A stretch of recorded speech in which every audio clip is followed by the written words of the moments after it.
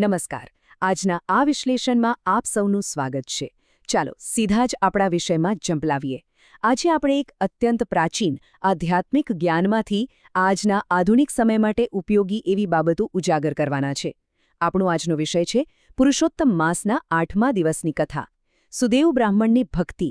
ખરું કહું તો આ માત્ર કોઈ જૂની પૌરાણિક વાર્તા નથી, પણ તેમાંથી મળતો બોધ આજના આપણા આધુનિક જીવનમાં પણ એટલું જ પ્રસ્તુત અને ઉપયોગી છે. હવે જરા આ પ્રશ્ન પર શાંતિથી વિચાર કરો. આજની આ દુનિયામાં જ્યાં બસ ચારે તરફ ઈચ્છાઓ અને અપેક્ષાઓ જ દોડે છે, ત્યાં નિસ્વાર્થ ભક્તિનું સાચું ફળ શું હોઈ શકે? ખરેખર આ એક એવો સવાલ છે જે આપણને થોડીવાર માટે રોકાઈને વિચારવા મજબૂર કરી દે છે. આજની આખી ચર્ચાનો આ જ મુખ્ય પાયો છે. આપણે કથામાં આગળ વધીએ એ પહેલાં આ સવાલને મનમાં રાખવો બહુ જ જરૂરી છે, કારણ કે આજના આપણા સમગ્ર વિશ્લેષણનો અંતિમ જવાબ આપણને આ વિચારમાંથી જ મળવાનો છે. વિભાગ 1: 31 દિવસની સંપૂર્ણ આધ્યાત્મિક યાત્રા. જુઓ, પુરુષોત્તમ માસનું પારાયણ કોઈ 1 કે 2 દિવસનું કામ નથી. આ તો પૂરા 1 મહિના સુધી, એટલે કે 31 દિવસ સુધી ચાલતી એક ગહન આધ્યાત્મિક યાત્રા છે. પહેલા દિવસથી શરૂ કરીને 31મા દિવસ સુધીની આ લાંબી યાત્રામાં આજે આપણે ખાસ કરીને 8મા દિવસ પર આપણું ધ્યાન કેન્દ્રિત કરવાના છીએ. ભલે આ આખો મહિનો અલગ અલગ કથાઓથી ભરેલો છે, પણ આ 8મા દિવસની કથામાં એક એવો ઊંડો અને સ્વતંત્ર પાઠ છુપાયેલો છે જે ખરેખર સમજવા જેવો છે. વિભાગ 2: સુદેવ બ્રાહ્મણ, નિર્ધન પણ નિષ્ઠાવાન. તો આ 8મા દિવસની કથાના કેન્દ્રમાં છે સુદેવ.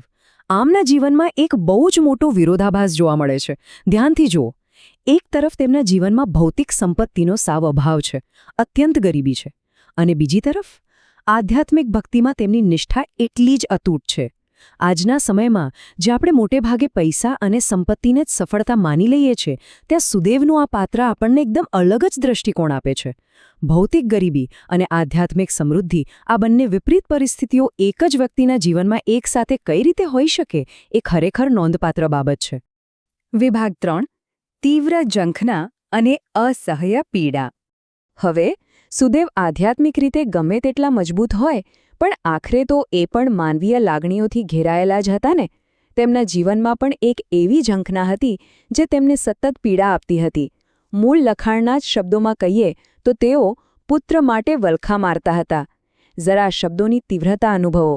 આ કોઈ સામાન્ય ઈચ્છા નથી, પણ એક અત્યંત કાચી અને હચમચાવી નાખે એવી માનવીય વેદના હતી. આધ્યાત્મિક શાંતિના શિખરે પહોંચતા પહેલાં આવી અસહ્ય પીડામાંથી પસાર થવું જ પડે છે. આ શબ્દો બતાવે છે કે તેમની હતાશા કેટલી વાસ્તવિક હતી. વિભાગ 4: નિસ્વાર્થ ભક્તિનું આધુનિક સમયમાં મહત્વ. બરાબર, અહીં જ આપણે આ પ્રાચીન કથાને આજના સમય સાથે જોડી શકીએ. આપણે સુદેવની આ વેદનામાંથી આજે શું શીખી શકીએ? અહીં નિસ્વાર્થ ભક્તિ શું છે એ સમજવું બહુ જરૂરી છે. સરળ ભાષામાં કહીએ તો આ એવી શુદ્ધ નિષ્ઠા છે જે છેવટે સૌથી મોટું આધ્યાત્મિક ફળ આપે છે. વિચારો, આજની આ દોડધામભરી અને સ્પર્ધાત્મક જિંદગીમાં આપણને બધું જ ઇન્સ્ટન્ટ જોઈએ છે, પણ આગળ આપણે જે પીડા અને વલખા મારવાની વાત કરી, તેનો સાચો ઈલાજ માત્ર આ જ છે. જ્યારે આપણી ભૌતિક ઈચ્છાઓ ધીમે ધીમે શુદ્ધ, નિસ્વાર્થ ભક્તિમાં બદલાય છે, ત્યારે જ અસલી શાંતિ મળે છે. બસ આ જ સુદેવની વાર્તાનો સૌથી પાવરફુલ મેસેજ છે. અને આનાથી જ મળે છે શાનદાર પરિણામ, નિસ્વાર્થ ભક્તિનું ફળ.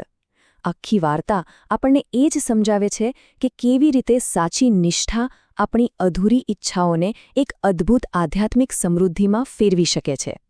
આ માત્ર સુદેવ નામના એક વ્યક્તિની વાર્તા નથી રહી જતી, પણ આપણા સૌ માટે એક કાલાતીત નૈતિક માળખું બની જાય છે.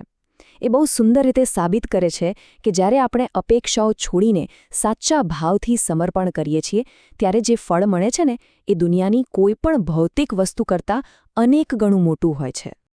તો ચાલો આજના આ વિશ્લેષણનો અંત એક બહુ જ રસપ્રદ અને વિચારવા જેવા પ્રશ્નથી કરીએ. જો એકદમ નિરાશા અને અસહ્ય વેદનામાંથી આટલી ઉચ્ચ કક્ષાની નિસ્વાર્થ ભક્તિનો જન્મ થઈ શકતો હોય, તો આજના આધુનિક સમયમાં આપણી સાચી નિષ્ઠા માટે કેવા ફળો રાહ જોઈ રહ્યા છે? આપણી રોજબરોજની સમસ્યાઓ, સ્ટ્રેસ અને અસંખ્ય ઈચ્છાઓની વચ્ચે જો આપણે ધીરજ અને નિસ્વાર્થ ભાવ કેળવીએ, તો શું પરિણામ આવી શકે?